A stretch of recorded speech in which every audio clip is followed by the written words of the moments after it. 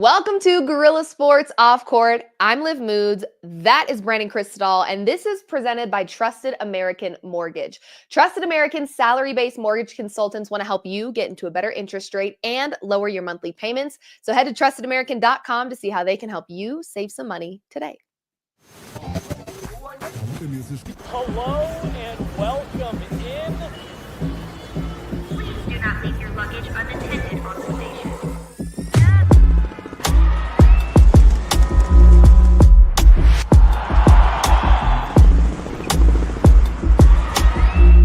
Welcome to the show. Welcome in, everybody. I am Liv Moods. That's Brandon Krisztal, and this is another Gorilla Sports Off Court. I apologize for not doing a post-game live last night. It was not because the Nuggets lost. We've done plenty of post-game lives where the Nuggets lose. But full transparency, there wasn't really a whole lot to talk about in that game outside of BK covering it with his post-game stand-up, and that was quite a few turnovers for the Denver Nuggets. Obviously, Nikola Jokic was a late scratch. I think most of us, including the Houston Rockets and the Denver Nuggets, were expecting Jokic to be on the court last night, and obviously he would have been helpful. I'm not saying that the Nuggets would have won with him, but I think the game would have looked a whole lot differently. That being said, we also know that this Rockets team, second best record in the Western Conference, they are a force to be reckoned with. So while I could sit here and complain about all the things that the Nuggets did not do entirely right last night, it was just another game against a really strong team, and you just have to give credit where it's due and give flowers to the Houston Rockets for being such a young and star power filled team. It seems, BK, you were there, you were able to hear from coach and players, and we're going to play some of those post-game pressers for you on this show after we have a very special guest joining us. Once that special guest pops here and I can see that he's ready for us, I'll go ahead and give him an intro and we'll bring him on in. But BK, you were at the game last night. You did a post-game stand-up, but overall, I want to ask you, you talked a lot in your post-game stand-up about the Nuggets side of things. What did you observe about this Houston Rockets team? Are they pretenders or contenders based on what you saw? Well, and we talked about it the other day that you just want to see it with some of these young teams. It feels like OKC's ready to win a championship. And you forget too, and I think I forgot, even though I knew he was there, it was that Uncle Jeff having a presence like Jeff Green, who Nuggets fans, of course, know and love so well. And he's been there for a couple of years now, obviously, but he's the type of personality that a team with young players can really rely on in terms of what he can tell them about how to win a championship and how to spend 20 years in the league. Then they added Dylan Brooks, and I think I forgot that Dylan Brooks was there. And so Jalen Green's a certified star, and he had a big night again last night. And they've got Fred VanVleet now. He knows what it's like to win a championship. Oh, Fred VanVleet was great last night. And so it's not just this young upstart team. I mean, it is in some spots. And Şengün has some Joker-like traits with how he plays in the middle. So I do think they're going to be a force to be reckoned with. I'm not ready to put them in the finals, but I know that I'm not going to want to play them in the playoffs if I can avoid them. I prefer that, I think, because they're going to be a tough out.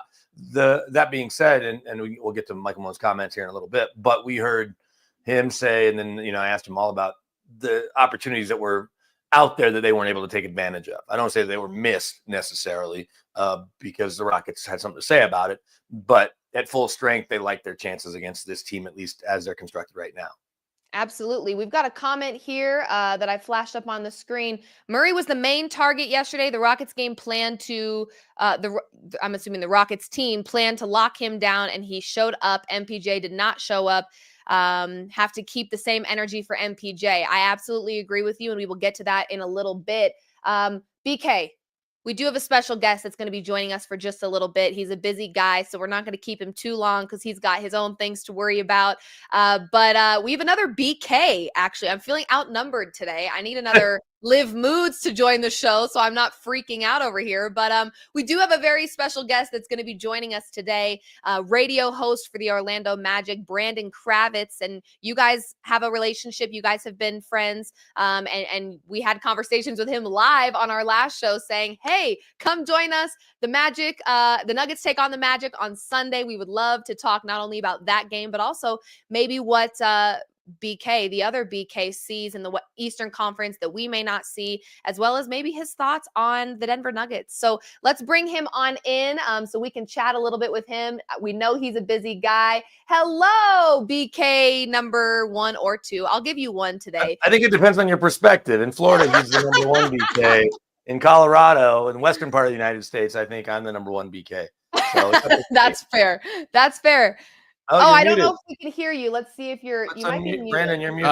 Of course. There you are. You would think I would Hello. have figured this out 4 years in of doing this. 5 years. When did we start with all this streaming stuff? Anyway, one of my most loyal listeners is a huge fan of Denver BK. So we actually have a little bit. We have a fan base of at least one that enjoys both of us. But I just wanted to say that I appreciate you guys keeping me entertained the other night. I fell asleep at about 10 o'clock on the East Coast and did one of those where 2 hours in, I popped up like I was ready to go. Not convenient. So I'm up at midnight. I'm just scrolling through Twitter and I see you guys talking about the Nuggets. I'm always willing to hop into a basketball conversation. So Love it. I enjoyed it. You guys do a great job. Well, thank you so much. Other BK, I want to ask you because I do want to get your perspective on the Heat, just because the Nuggets have a little two-gamer in Florida, and as cold as it's going to be really across the country, but especially here, we're going to be in the teens for highs over the weekend. I think the high on Monday is maybe 7, so they picked a good time to, I guess, I'll be getting back, but to spend a few days in Florida. And you're from South Florida, and you keep an eye on the Heat too. But about this Magic team, they're coached by Jamal Mosley, who people may not remember. Jamal Mosley was a big part of George Karl's staff with Melo and Kenyon Martin and AI, and then Chauncey. He was supposed to team up with Chauncey at CU. They recruit Jamal from LA to be, as an All-American type player, to be the big man, or a guy down low. He's 6'8", 6'9", but with Chauncey outside, and then Chauncey goes pro. So Jamal got to play at CU without him. But folks around here still appreciate what Jamal's been able to do. He was on Rick Carlisle's staff there in Dallas. He's bounced around, obviously, and picked up a lot of good, mentoring along the way. But you've got this young team. Then you add another buff in Tristan da Silva. And so you heard us talking about the Rockets off the top. The Magic obviously had a fun first playoff series, made it a 7-gamer when you weren't sure it was going to get there with the Cavs. Are the Magic, and I know that it starts with the Celtics and the Cavs maybe are a little closer, but do you think the Magic are poised to actually win a championship this year? Or do you think a second round or even a conference championship is probably the ceiling? I understand what you're there, but that then next year it will be kind of championship or bust. Yeah, and I think you nailed it with once you get there, probably would have a different conversation. If the Magic were able to shock the world and get to a conference championship, I would probably be flying high and telling you they're going to win the series. So just understand there's some homer in there. But Of course. now that I can sit here with more of a sense of realism, for this team to be where they are right now, sitting in the 5 seed, and they actually just flip-flopped last night after getting smacked by Milwaukee. So Denver and Orlando having similar fates last night against some other really good basketball teams. So they sit at 5 right now. But if you had told a Magic fan going into the year, you're going to spend significant time without Paolo, you're going to spend significant time without Franz Wagner, and Jalen Suggs is going to be on the shelf, predict your record midway through January, nobody would have had them in this spot. These guys haven't been on the court together but 5 games this year. So it's hard to tell how much they've actually grown from that playoff series because we haven't seen the full allotment of talent. And this is why that former buff and Jamal Mosley is a candidate for coach of the year, because what he's doing in making chicken salad out of chicken scratch is more impressive than what any other coach in the NBA is doing. Obviously, with Kenny Atkinson and the Cavs, you go with overall wins. But when I'm talking about getting the most out of guys like Trevelin Queen, who's a G Leaguer, is getting significant minutes night after night. Corey Joseph, they brought in just to be a veteran piece in the locker room to coach guys up, like a coach on the sideline. He's playing significant minutes.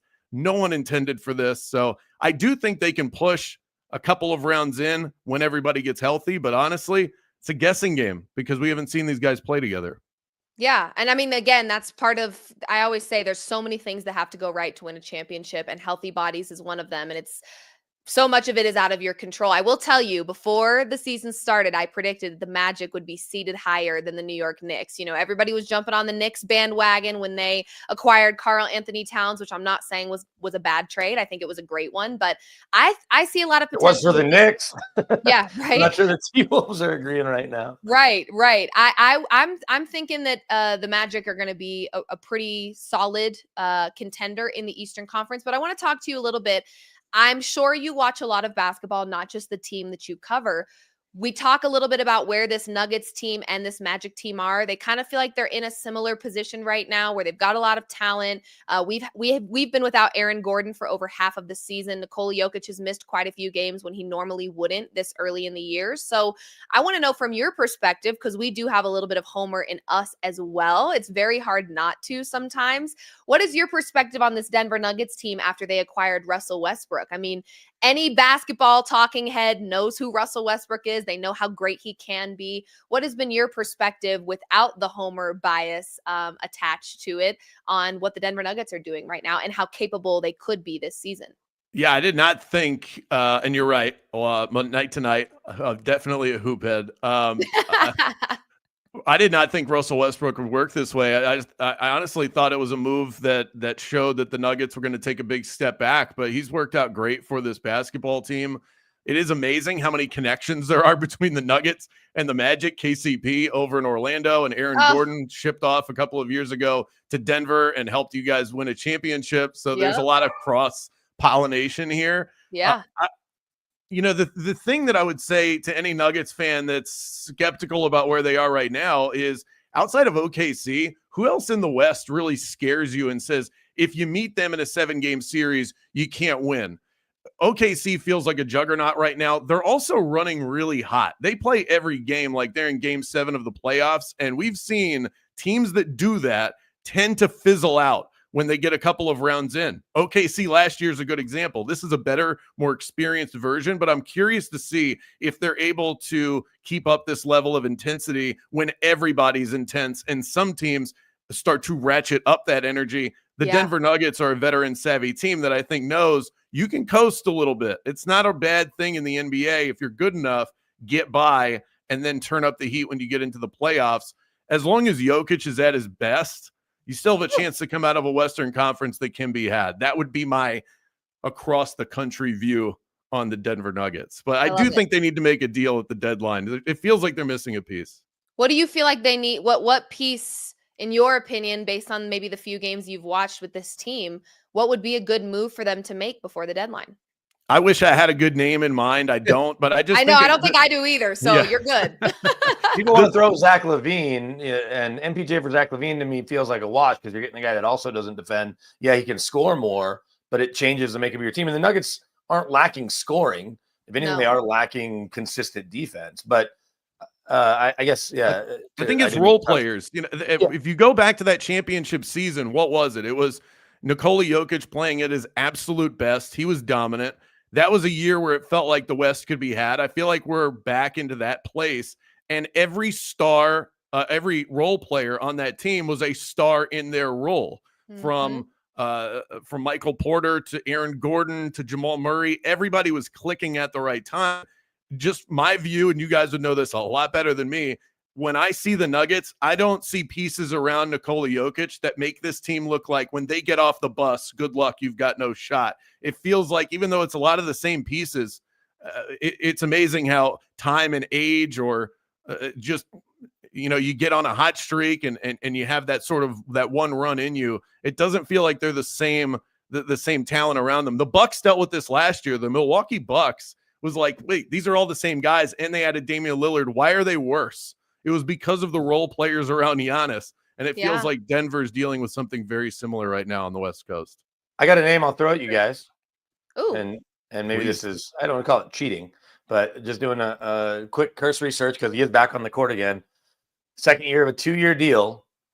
Bruce Brown on a bad Raptors team. They're 10-31. I think Masai Ujiri probably has a soft spot for the Nuggets if the deal makes sense. They're not going to give Bruce away. Yeah. You guys know your audience. I love it. Yeah, but Brucey B, AG's running mate. might be had at the deadline for less than an MPJ or a Christian Brown. Maybe it's one of these young players at the end of the bench, a Hunter Tyson type or Jalen Pickett or someone like that. And obviously whatever draft capital they have, which isn't a lot, and trade exceptions and all, and I don't know about where they stand there, but a player like Bruce Brown, does that probably satisfy what you're looking at? They're still not going to scare you getting off the bus because Bruce Brown's either out of position point guard at 6'4" or a way too small forward, but that doesn't affect how he plays. But when you say, okay, throw Bruce Brown into this rotation, and maybe that cuts down on Hunter Tyson's minutes and Zeke Najee's minutes because of the way the rotation ends up working, do you think that makes the Nuggets more formidable, BK? I think that helps. And not that Bruce Brown is an older player, but I think they could stand to get a little bit younger. I would imagine that without looking at the age breakdown, that the Nuggets are one of the older teams in the NBA. I think you just go back to three. It's 3-and-D around Nikola Jokic, and you have to have all of those pieces in place in order for him to be at his best, and then actually have his production on a night-to-night basis, which is the guy's a freaking unicorn. In order for that to turn to wins when they are the most valuable, you got to have that 3-and-D component across the board. It's got to be Jokic is a magnet, and he's able to spray out from anywhere on the court. And if those guys are knocking it down, that was the amazing thing with Kentavious Caldwell-Pope. And honestly, give him back to us. How about that? We can have a conversation. Not that he hasn't been valuable, but he's not the same player. When Jokic is such a good passer, I bet the laces on the basketball line up the same way every time he passes the ball to an outside shooter. KCP, for most of the season, hasn't played with Paolo. He's the best playmaker on the court. And so you're getting KCP. He's getting a lot of catch and shoot threes for, by the way, if you were to look at his percentage, he's missing a lot of them. And I think it's because he's catching them from players that are throwing like horizontally rather than Jokic, who is in the middle and spraying out. And it's just a different catch and shoot release. Somebody who plays basketball at a professional level can explain this much better than me, but there's clearly a drop off in the way that KCP plays in Orlando versus the way he played in Denver. And I'm guessing it has a lot to do with Nikola Jokic. Well, here, let me real quick, because I know you got to run. You've got a show to do in a little more than a half hour, so I don't want you to be late to your own show. Bleacher Report, who and I'm home right now. I need to hop in the car, but don't worry, we're good. But Liv does the show with Debo Samuel every week for Bleacher Report, so I know you'll appreciate me finding. Bleacher Report did a top 10 players that are likely on the block. This is last week. They put this out there, and I'll get to the biggest name last because that'll lead us to tomorrow. But Kyle Kuzma is potentially available. Obviously, he has a little bit of championship experience with the Lakers in the bubble. Bruce Brown, who I just mentioned. Colin Sexton, who doesn't make much sense based on the Nuggets roster. Zach LaVine, who we touched on. And there's a couple names that did pop up. DeAndre Hunter, to me, is interesting because he's young and plays on the wing. Jonathan Kuminga, I think you'd take. I don't know the Warriors. Brandon Ingram's going to cost you a lot more, but you add Brandon Ingram to this mix. Like Michael Porter for Brandon Ingram, Michael Porter and pieces for Brandon Ingram becomes really interesting. Cameron Johnson can really fill it up if the Nets, who we just saw in here the other day, are willing to trade him. And then De'Aaron Fox doesn't seem that likely in a scenario that doesn't involve Jamal Murray, and I just don't think they're doing that. And then Jimmy Butler, who they're going to see his team tomorrow night. You as a kid from South Florida, BK, what's Jimmy Butler's future? I think it's disgruntled in Miami is what it's looking like. I don't know if they're going to be able to find a trade partner. I hate that for him. He just seems miserable. He did it to himself, though, to some degree. This is Jimmy Butler. These things are self-inflicted. I love Jimmy Butler, and he's always been nice to talk to. He and Demaryius Thomas have a great relationship, and he gave me a great answer at the finals. I mean, I knew what I was going to get in the answer, and I met him in Chicago through some mutual friends back in the day. He's always great to deal with, but we're not his teammates. We're not his coaches. Right. And, it's different. And so I think he did this to himself. You know, Pat Riley was talking all kinds of mess in the offseason. I think it rubbed Jimmy Butler the wrong way. I think both sides have handled this incorrectly. I agree. Jimmy Butler's been a diva, but he's earned that diva. This isn't like George Pickens with the Steelers acting like a diva who's done nothing in his NFL career. Jimmy Butler's dragged this Miami franchise to the finals when they had no business being there. So if he wants to act like he's bigger than everybody else, he is. The problem is he's 36 years old. He wants a new contract. The one he's on right now is way too big for the output and the amount of DMPs that you get from Jimmy Butler. I just don't know. And in the fact that he's not a 3-point shooter, you have use the Nuggets as an example. Here we are talking about 3 and D. Jimmy Butler can help with the D part. He can help with the mid-range. He's not helping you with threes. And so in today's analytical basketball world where everyone at the deadline is going to figure out how they can make more threes, Jimmy Butler is an expensive way to not accomplish that goal. I just don't think he gets moved. Very curious to see how this wraps up. I hope that for everybody's sake, they just figure it out and I they agree. kumbaya again.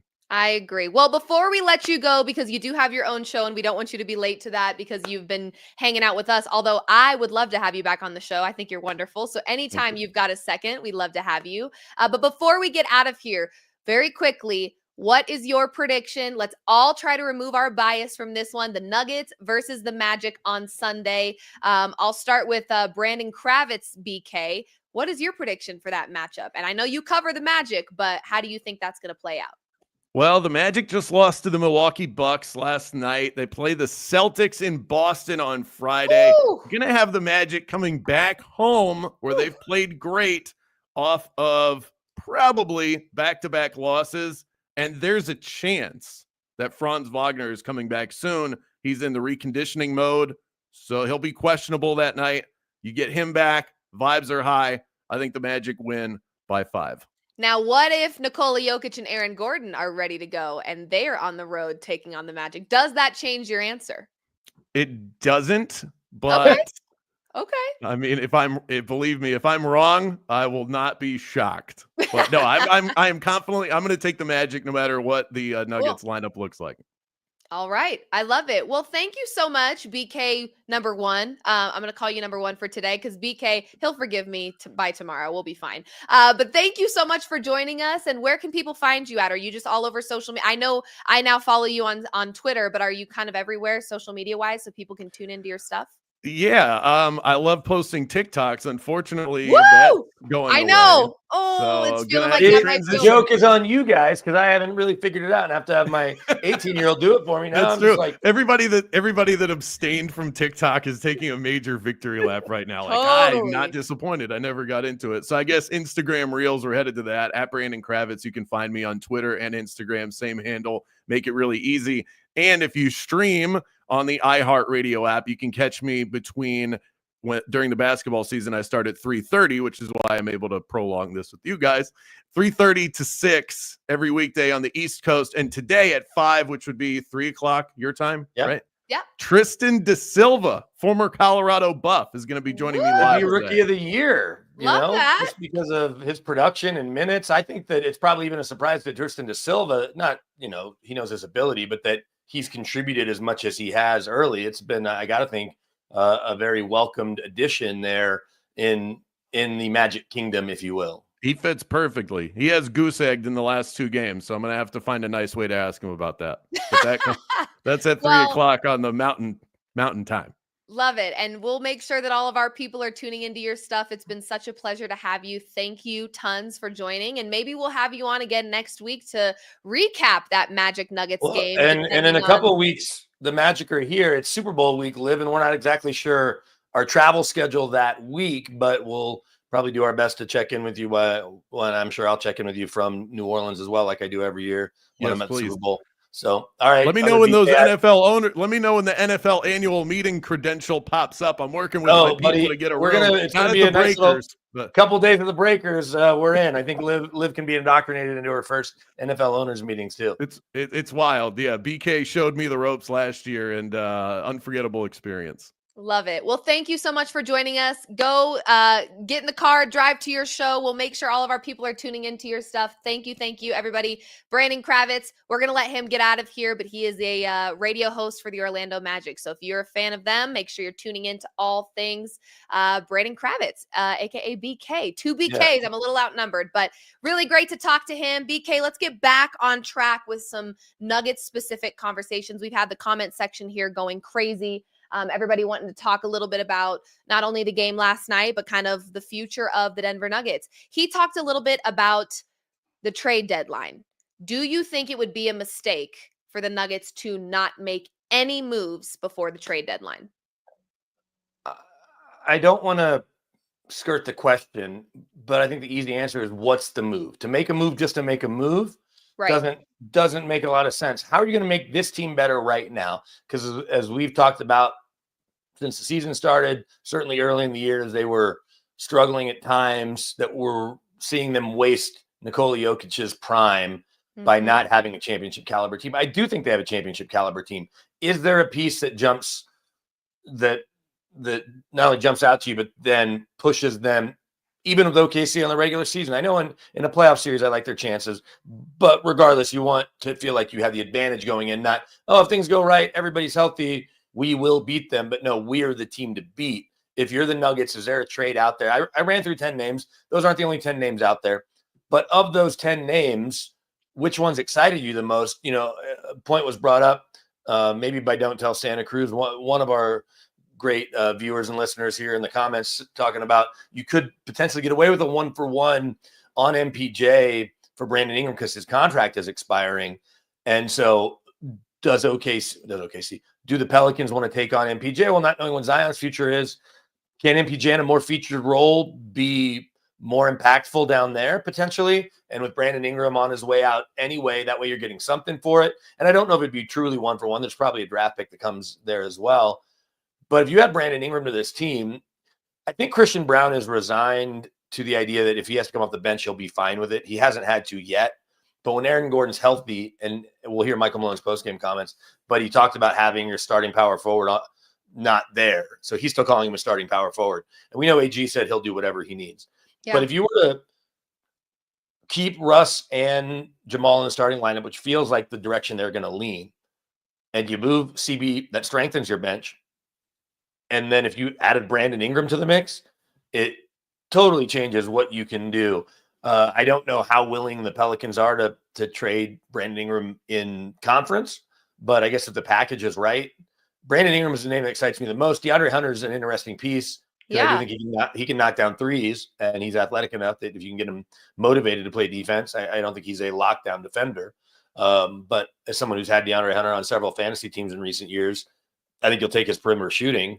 It's certainly better than Jimmy Butler's, if you believe that Jimmy Butler's a better basketball player. So those are the two names for me. And Brandon Ingram, you're not only trading for him for this year. I think you'd love to try to figure out how to jump into the next apron and pay him longer. I think Stan and Josh could stomach that if you're getting a guy who's been an all-star and will keep being an all-star. Yeah. You mentioned Coach Malone. We do have a little brief clip. It's about a minute long of him talking after last night's loss. So let's take a listen really quick and hear what head coach Malone has to say about the game last night. And when you're without your starting power forward and center,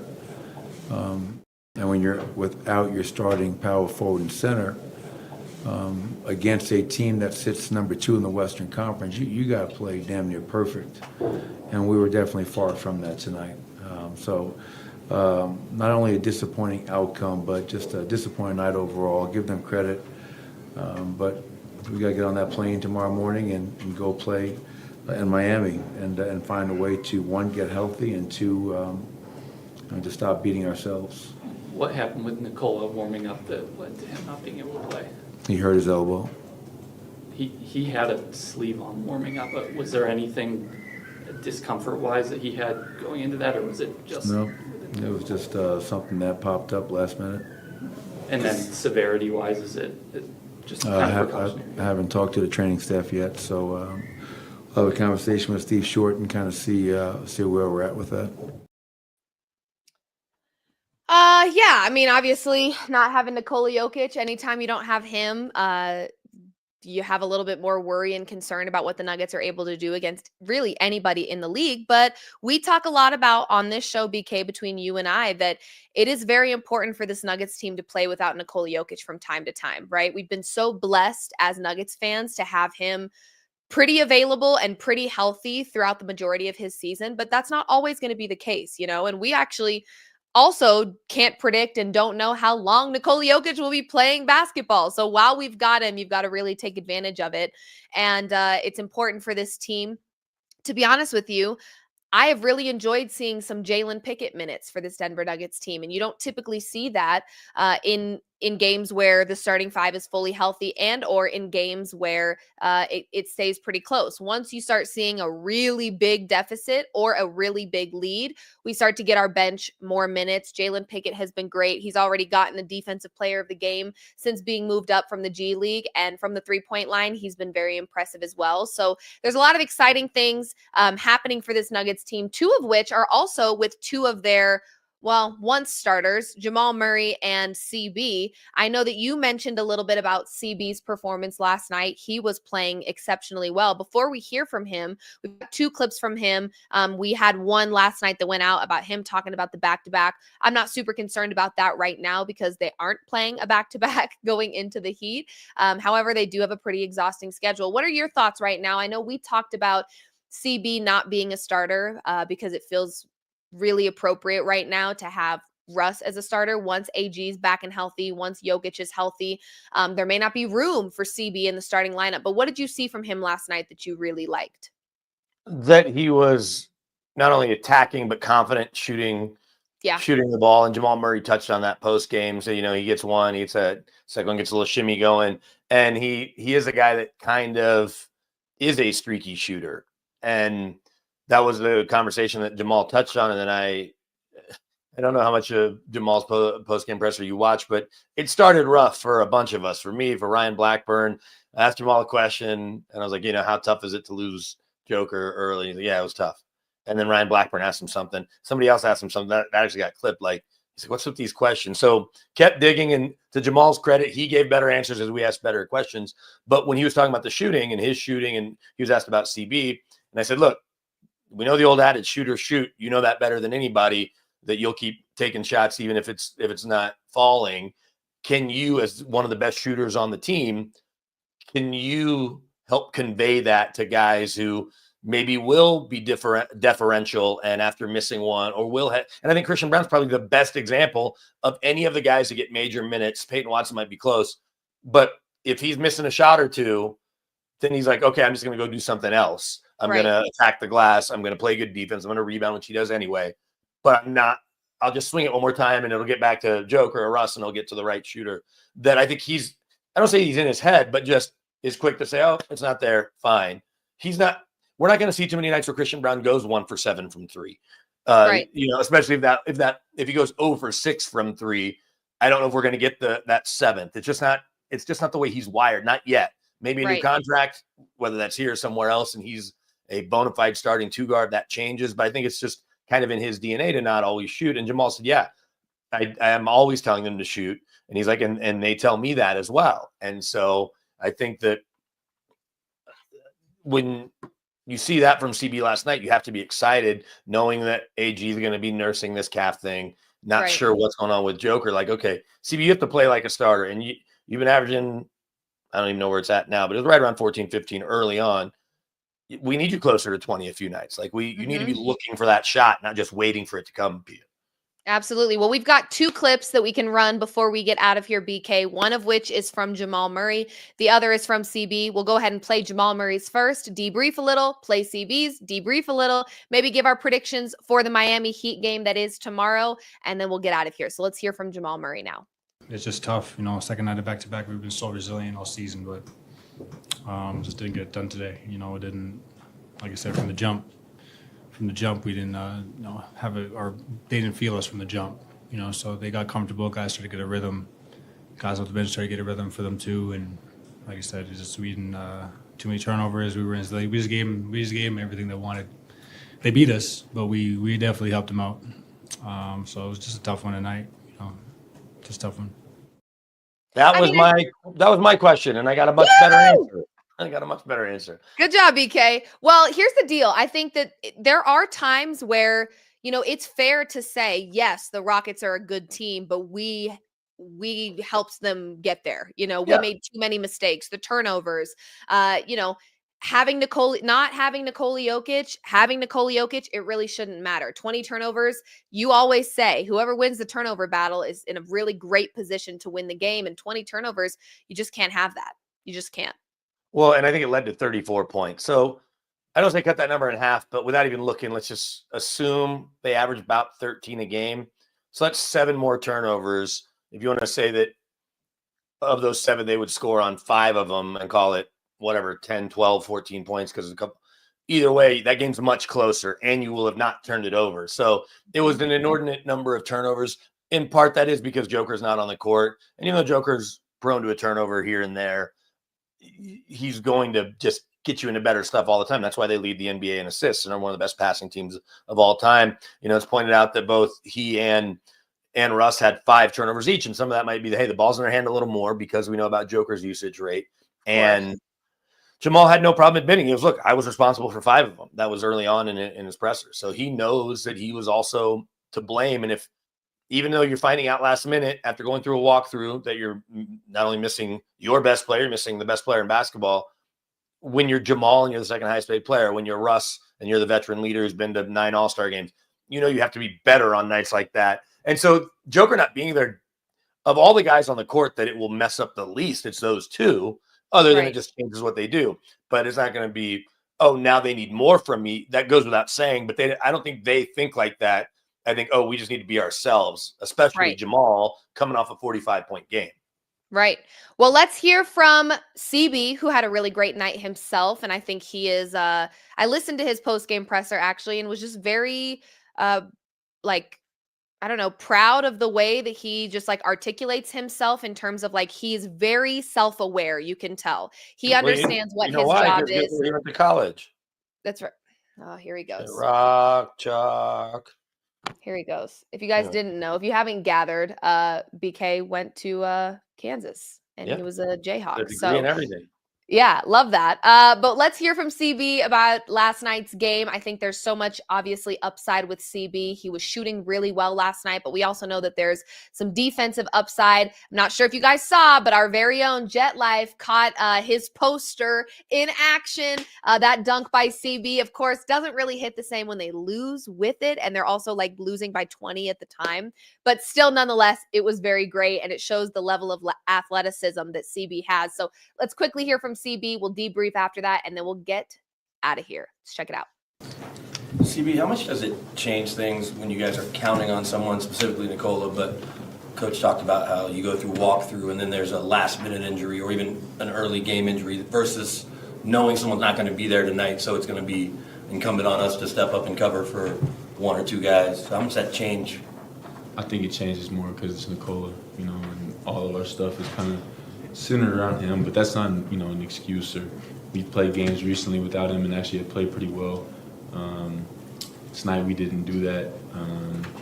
We just didn't have enough tonight, but like I said, that's not an excuse. We got to come out and play better. Yeah, I mean, that's just it. You can't control it. A really good question. A little wordy, but good question. If you guys couldn't tell, that was BK's question. Woo! We love it. That was a good question. Spike itself, Liv. Yeah, listen, no, that is a good question, BK. I'm always ready to give BK his flowers. And actually, I think your post-game stand-up you did last night was one of my favorites. Well, it's a low bar because not true. Not true at all. It was fantastic. Finish your CB take, so I don't need any more plaudits, as they say. Yeah, no, you did a fantastic job, and honestly, not the result we were hoping for. We talk about how important the month of January is for this Nuggets team and where we really get to see who they are. Obviously, it's hard, just like the other BK was saying with the Magic, it's hard to see who they really are when you don't have your players healthy and playing. So when we get Aaron Gordon back, when we get Nikola Jokic back, we'll get a better idea of what this Nuggets team can really be. That being said, though, you can't guarantee they're going to be healthy when you need them. So the rest of this team has to rally around guys like Nikola Jokic and Aaron Gordon and do their job well enough that it doesn't matter if they're playing or they're not playing. And that's kind of what CB alluded to. There's no excuse. Yes, it does make a huge difference, obviously, when you're a 3-time MVP and we know how much better our offense looks with Nikola Jokic on the floor.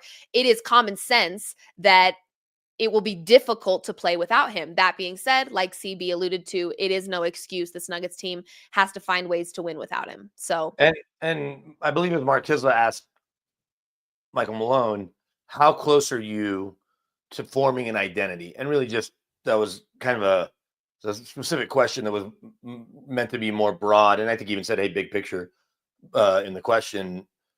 And Michael Malone, and maybe it's because the night before, you did have both Aaron Gordon, even though he wasn't starting, and Joker. Yeah. And he said, "Look, we're definitely closer." And I think Jamal kind of touched on that as well in his post game.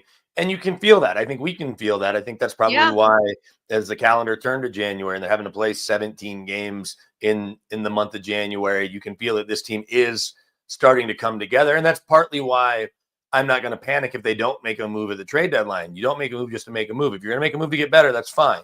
But if you're trading Peyton Watson for another Peyton Watson, whatever it may be, then it's like, what are we doing here? Right. But I think that everybody in Nuggets Nation should feel a little calmer. Your stress level should be lower based on what you've seen as the season is now unfolding here. 42 games in, something like that. Yeah. 40 games in, I guess 24 and 16. And so I think that was encouraging to hear that, because we can see it with our own eyes, right? With the eye test, but the Michael Malone said, yeah, we're getting closer. And I think that's true. Again, to your point though, assuming that they're healthy. And I don't know about Joker's elbow. He was wearing that sleeve pregame because there's a picture of him and Uncle Jeff hugging. Apparently, he was aggravated in pregame, but he had the sleeve on before he got. So I don't know if it was aggravated lifting upstairs or something. Because Michael Malone was asked about it. He said, having a pregame, it's an elbow. We don't know. If he misses these next couple of games, you got to be worried. We know that Joel Embiid won't play on Tuesday, so he can miss that game. But regardless, yeah, we won't see Embiid in Denver. We know that. You're going to be better with the best player in the world on the floor. And so hopefully he heals up on the plane, which is something Malone said that we need to heal up on our way to Florida. So hopefully they can get him some ice and stim. He's not going to be doing high knees like Russell Wilson on the flight to London, but maybe he's got his elbow in an ice bucket.